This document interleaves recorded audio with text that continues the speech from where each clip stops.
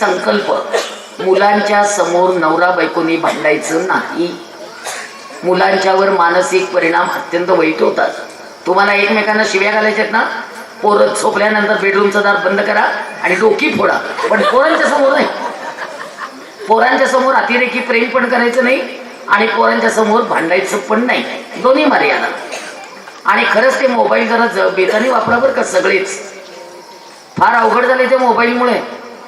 परवा एका पोरीला मिस कॉल आला, त्या मिस कॉलला रिकॉल करून बघतीये शहाणी. त्या रिकॉलवर उत्तर औरंगाबादला ये निघून.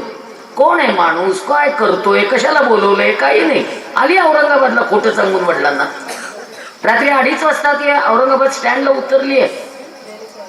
काय करायचं, कशी सांभाळायची. हा मोबाईल इतका अवघड झालाय, समजून घ्या ना.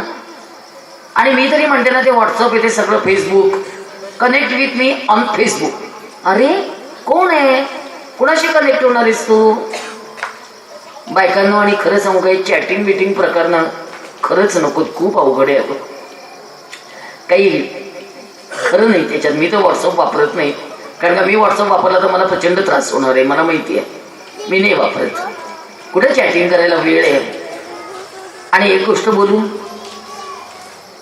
जे शब्द आपले आपले बोलले जातात, जे ऐकवले जातात, जे ऐकले जातात, ते टाईप करून काही फारसे छान मनामध्ये उतरत नसतात. 2 मिनिटं बोलायचं असेल बोलून घ्या, रिकामं.